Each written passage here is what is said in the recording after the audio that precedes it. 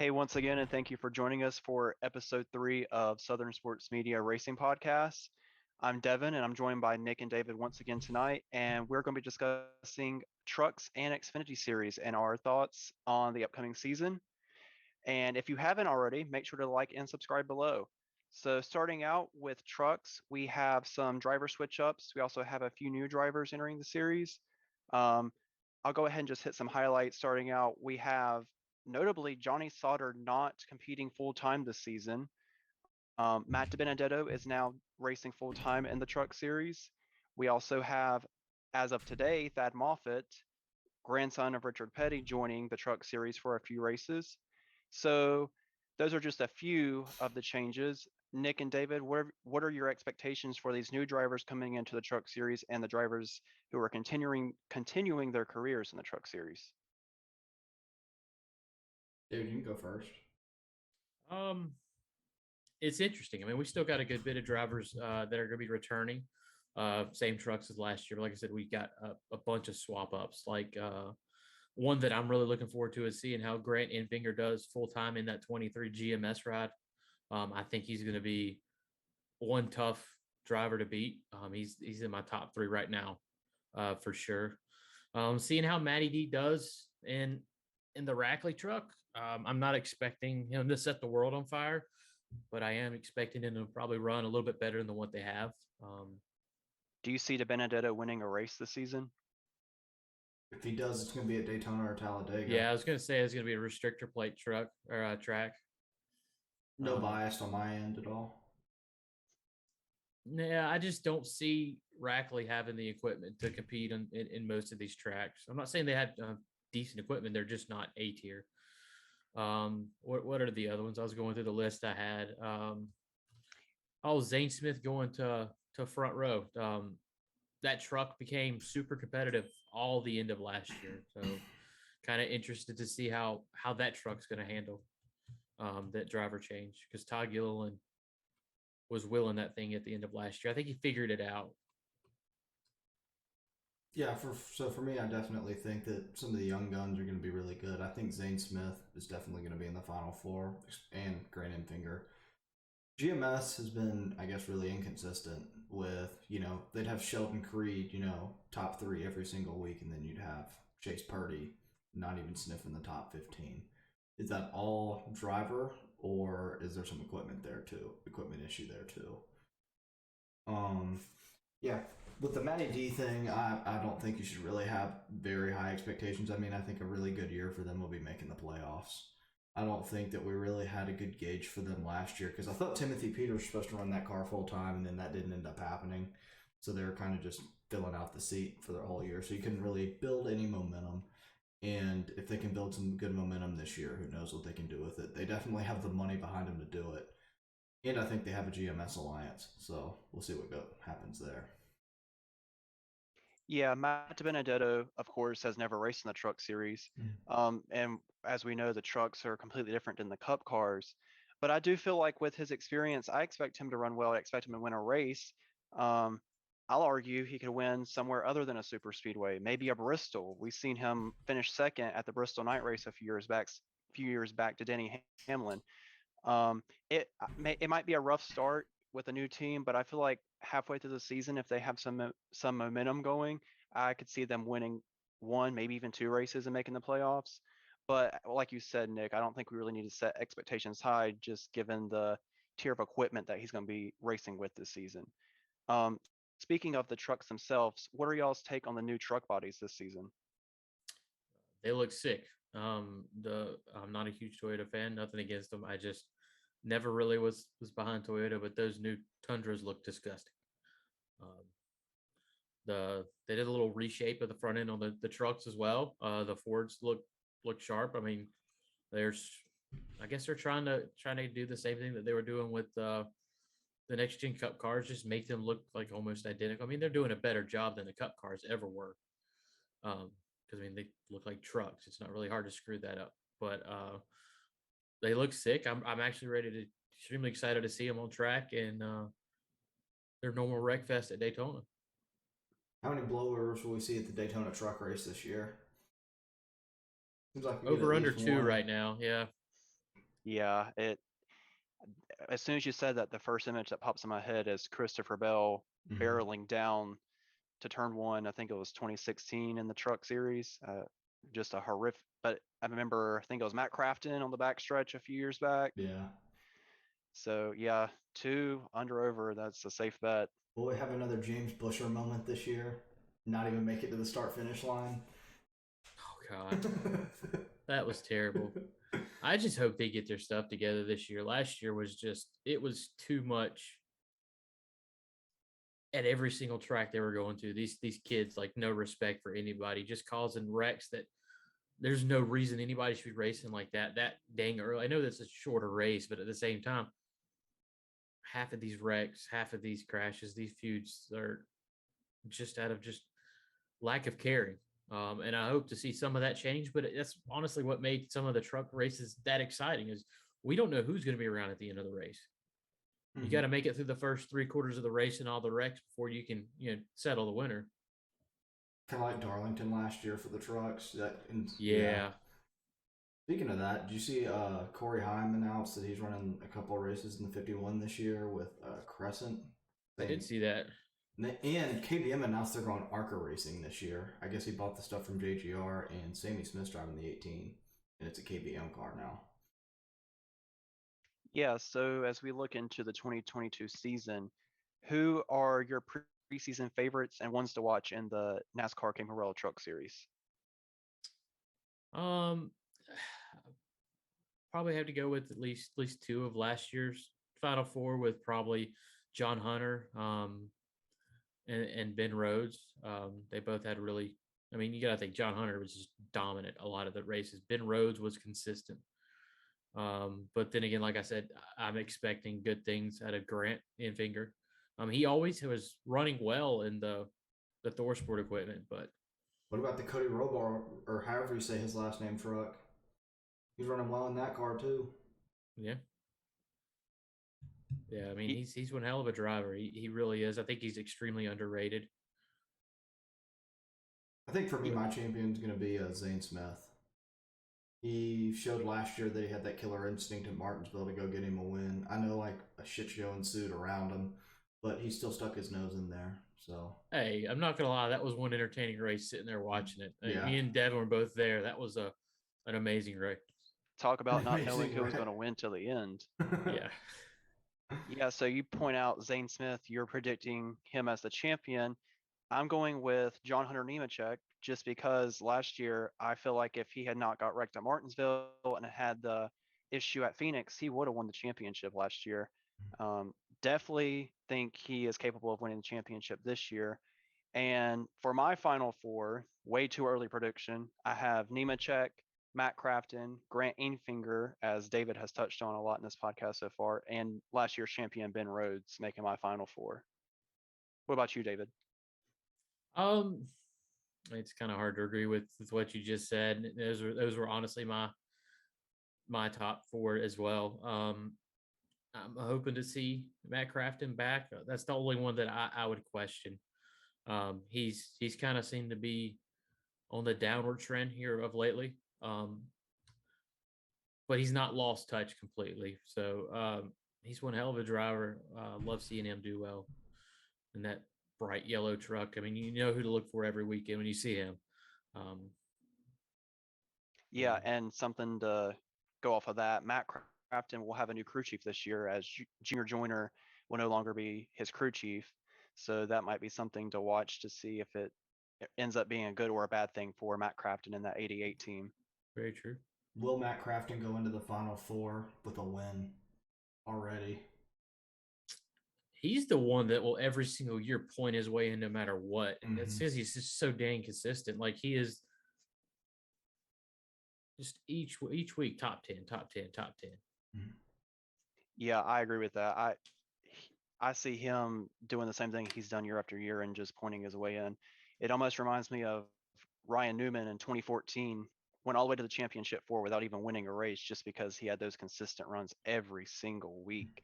And if you do that, you'll go far in the playoffs. It's been proven time and time again.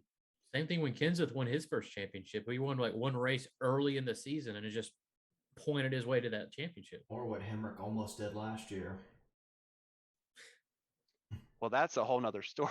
Only difference is he won. Yeah, won his first race and the championship in the same night. That's quite the night for that driver. So I'll finish up this truck section with mentioning a few new tracks that the truck series are either returning to or going to for the first time.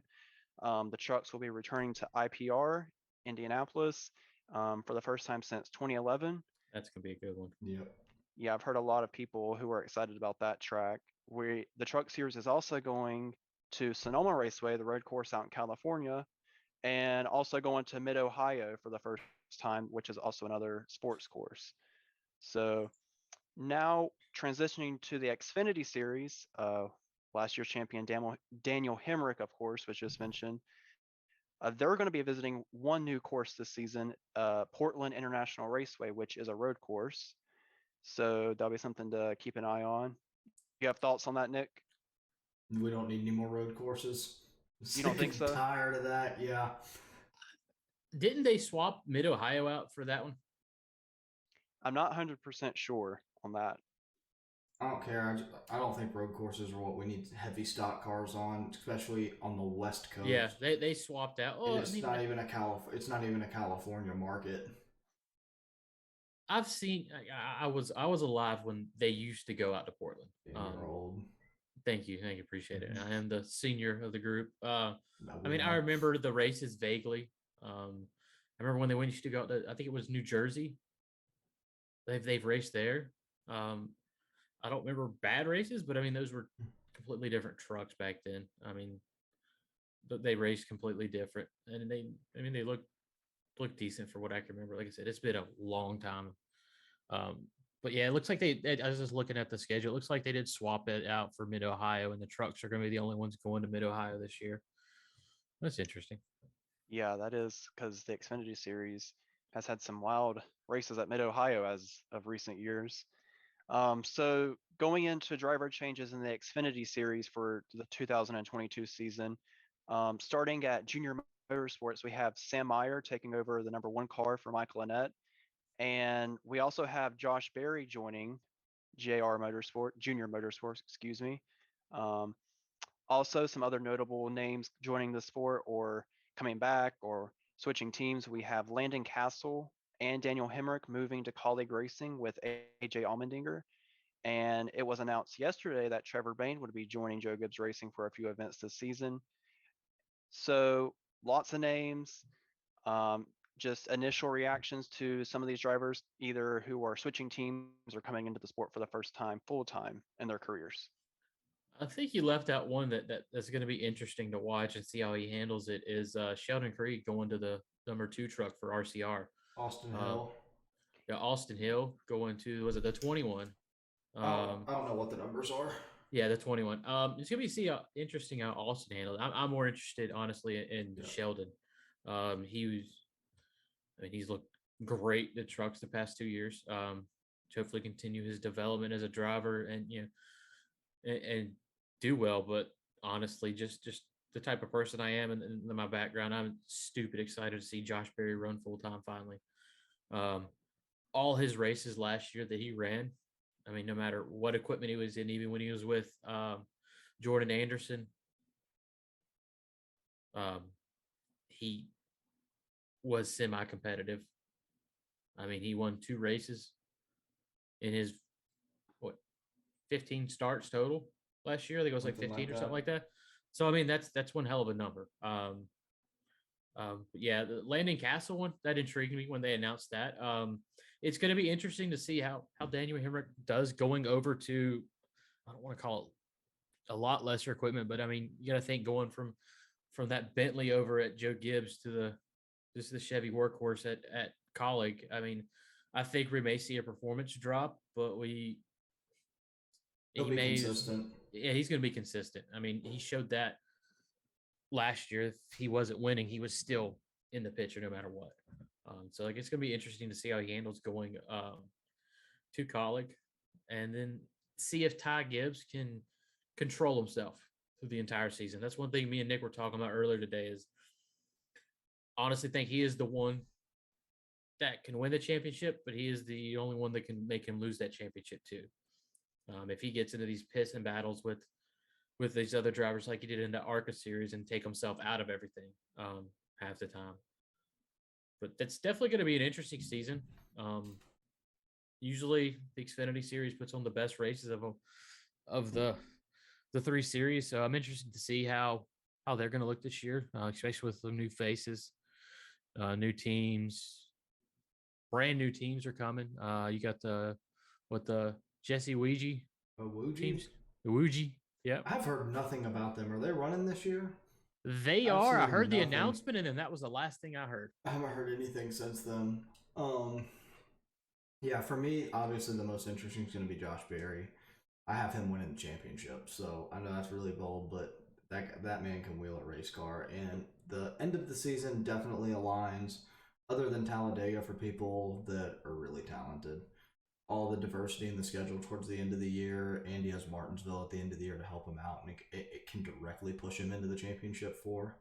I think we'll probably see 4 or 5 wins out of Josh Berry next year, if not more. Landon Castle, he's a definition of a journeyman. I don't know really what to expect from him. It's been a while since we've actually seen him in a competitive car, and running part time's a lot different than running full time. So just seeing him adjust to that schedule again. And yeah, I think Sheldon Creed's going to be super fast next year. Maybe have like a 2019 Tyler Reddick type of year. Yeah, all in all, the Xfinity series is definitely going to be the best series next year. This year. This year, yeah, in 2 weeks. Yeah, too. That's Yeah, crazy to say. 2 weeks, man. yeah, I like the talent that we have in the Xfinity series this year. Josh Berry, um, I, I have him in my championship four as well. I think he does great things this season. Multiple wins, very consistent runs. Daniel Hemrick going over to colleague that has him teammates with AJ Allmendinger, who was one of the best drivers last season. Him and Austin Cindric. So I'm wondering if Hemrick will win because last year he only won one race, which was obviously the championship race. I'm wondering if he's going to win a few races this year. And Landon Castle, I don't really know I don't really know how I feel about that yet because, like you said, Nick, it's been such a long time since we've seen him in full-time competitive ride. But also, we'll be keeping an eye out for Trevor Baine, who I mentioned earlier. We've not seen him in NASCAR in quite a few years, and he's going to be in some good equipment. So that's going to be interesting to see how Trevor Baine does in the, I think, 7 starts he has this season in the Xfinity series. So we kind of touched on it so far. Who are y'all watching this year, and who are your favorites for the Xfinity series? Like I said earlier, we're definitely going to be watching Ty Gibbs, see how he handles running full time, because the races that he did run last year, he drove like a bat out of hell in all of them. So it's going to be interesting to see how him and his team handle him running like that, because he runs like that for too long. He's going to be having guys that are going to be coming after. There's no question about that. But the dude can drive. Like nobody's questioning that. He's just going to have to tone it down and make through this whole season, or he's gonna be the cause of him not winning a championship. Another couple ones that I'm gonna have eyes on just out of curiosity would be, the smaller teams again. Can we see Brandon Brown run consistent again? Can we see Jeremy Clements run consistent again? These smaller teams have been running extremely well for what they are.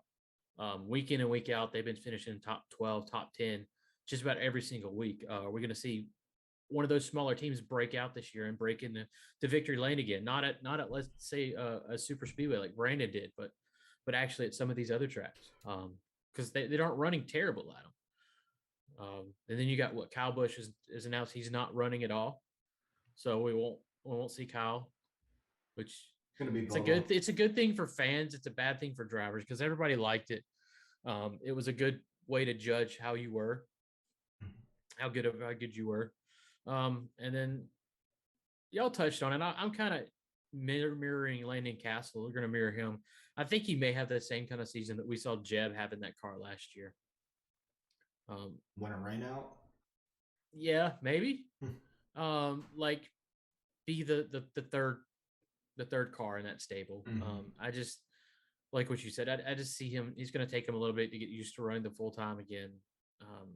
Week in and week out to that grind. I'm not saying he's in bad shape or anything. He's It's just different.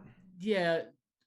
Burton was really inconsistent last year. It was like up and downs all throughout the year, and his downs were not little downs. I mean, he was in the dumps. And then his other teammates were running AJ up front, Justin Haley in the top 10, and then he was running 15th to 18th.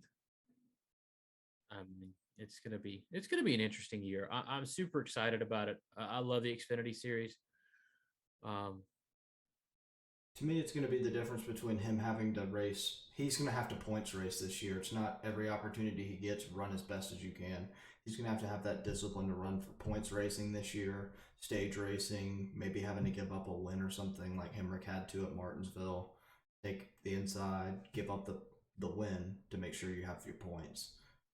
That's a lot different, and that's something you only can encounter in full time racing. So will that be a challenge for him?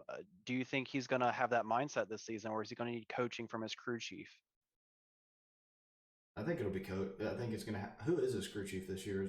Because I know college really about giving everyone their first shot, their first big shot, and they really take unproven crew chiefs. for Landon Castle, Yeah. Jason, was it Trencher? He was on the 16 last year. Yeah, so they're with Allmendinger. So they're moving the veteran over to help the younger one, or not the younger one, not the younger the one, inexperienced one. Yeah, that's pretty smart. Mm-hmm. Really smart. Yeah, Landon Castle's kind of mirroring what they did with AJ Allmendinger, because AJ Allmendinger ran part-time in the Cup Series throughout his career. Well, had a full-time ride with JTG Doherty Racing. So I wonder if this will rejuvenate Landon Castle, and could he have the success that AJ Allmendinger is having with Colleague Racing, the Xfinity Series? He's one I'm keeping an eye on. Also, obviously, I already mentioned Josh Berry and Daniel Hemrick, last year's champion. And going back to the Joe Gibbs Racing, I don't think we've emphasized enough that Kyle Busch is not racing this year, and that's a pretty big deal. I mean, we've seen Kyle Busch when he's racing the Xfinity Series, it's almost a given that he's going to win. And him not being 5 races, 5 wins. Yeah, and I mean, the fact that he's not racing the season opens the door for these regular Xfinity drivers to, I guess, put their name out there, win these races. And also with Joe Gibbs' season in the Xfinity Series, we have Brandon Jones and Ty Gibbs. So Brandon Jones has been in the series for quite a few years, but we don't have, I guess, a strong veteran with Joe Gibbs Racing this season in the Xfinity Series. So it makes me wonder how their success will be throughout 2022. Do y'all see that having any effect on Joe Gibbs Racing? Yeah, I don't think the 18 is going to be as dominant as it is, just because Kyle. I don't think you can replicate Kyle Busch. Like I know they'll try to with that car, but I think the leader of it's going to have to be Ty Gibbs. Brandon Jones has proved every single year he runs in that car to question everybody, why the hell is he still in that car? I don't know. I don't know if it's just Menards has been behind him and they're the ones paying his bill to stay in that car. I haven't seen enough to keep him in that car as long as they have, because he tears up a lot of crap in that car. If you look at it, what did the JGR cars have minus the All-Star car last year? Would they have 2 wins, 3 wins? How many did Harrison win? Was it 2? He didn't win any last year. He didn't win any? So they won 1 race outside of the All-Star car last year. So I think it would kind of be unrealistic to think they're going to go out and dominate anyways. If they win 8 races, that's because Ty Gibbs probably won 7 of them. That's the way I look at it. Very true. So transitioning now, I'm going to ask, who do y'all have either winning the championship, or if you have a championship 4 prediction you'd like to share? I'll start. I have, for my championship 4 in the Xfinity Series, AJ Allmendinger, last year's champion Daniel Hemrick, Josh Berry, and Noah Gragson. And I have Allmendinger winning the championship this year. So who do y'all think is going to show up in the playoffs, especially when it comes time to crown a champion? Like I said, I definitely have Ty Gibbs. I definitely have Josh Berry. Pretty sure Dinger's going to win a race, and why do you keep stealing my interest? Like Gregson. I mean, I don't know what else we can say about this kid. That's one driver that's, as much as we've been talking about all this stuff that we haven't mentioned a lot, that's he shows up when it's time to show up. Noah needs to explode this year. He does. I agree with that. The This has to be his 5-win year. Yeah, I agree with you 100%. That's what I want to see. I mean, that's a kid that I enjoy watching drive. Just his enthusiasm about everything he does.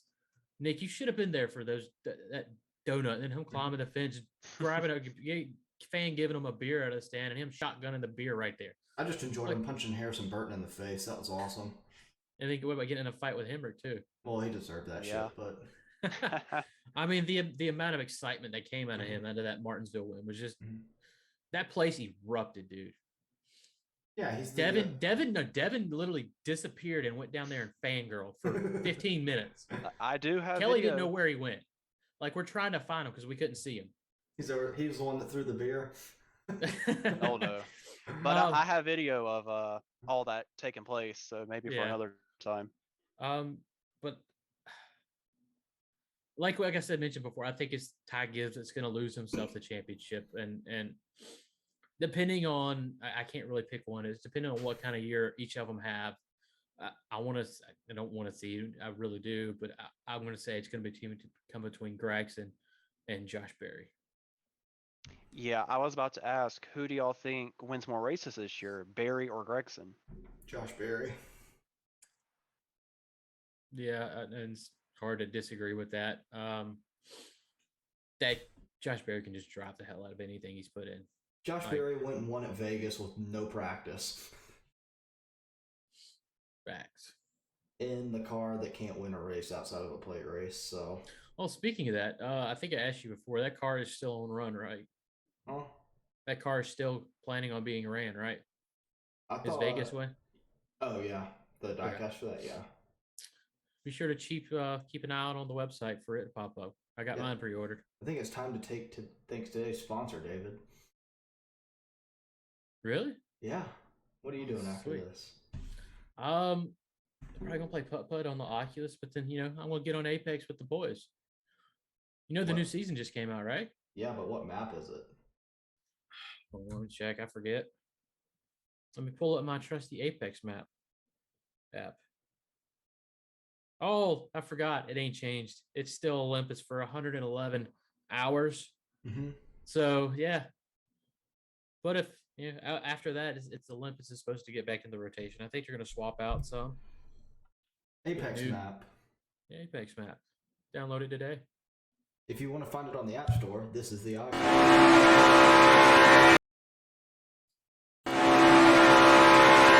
All right.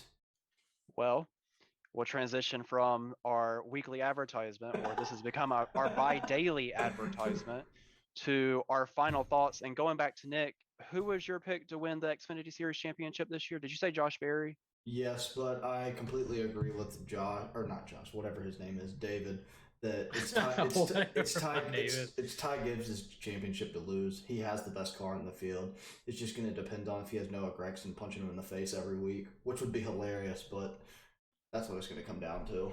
I possibly see him John Huntering this up again, just because of his driving style. Yeah. All right. Any last thoughts on the trucks or Xfinity Series this season? I'm just ready to get back to racing. I don't care what it is. Like, honestly, I'm ready to see cars out on the track again. To be fair, David would find lawnmower racing fun. Yeah, have you ever watched that? See, I have. That'd be really fun. That's some entertaining stuff. Like, you got go-kart powered lawnmowers whipping around on dirt track. Like, that's badass. I'm sorry. It's a little sketchy too. yeah, it is. Do they wear Hans devices? No. Nah, if they go off there, they're just done. I mean, there's no roll cage on a lawnmower. They usually accompany Monster Jam on some of these places. Lawnmower racing? Yeah. Yeah, well, that's all I got for this episode. Go look it up. It's a real thing. Yeah. But yeah, make sure to tune in. I believe next week we are starting our Cup preview, Cup season preview, and then following weeks, I think we're going back to maybe one a week or two a week. Yep. Next week will be a little different just because there's a lot of stuff to review, like qualifying. Yeah, I think it'll be a duels, longer episode. Yep. Or we may split it into two. Who knows? Yeah. But make sure to keep up with the website and Facebook for all the details. I just work here. That's literally what I do too. Well, thank y'all for joining us once again, and we'll look forward to seeing you next week with more content.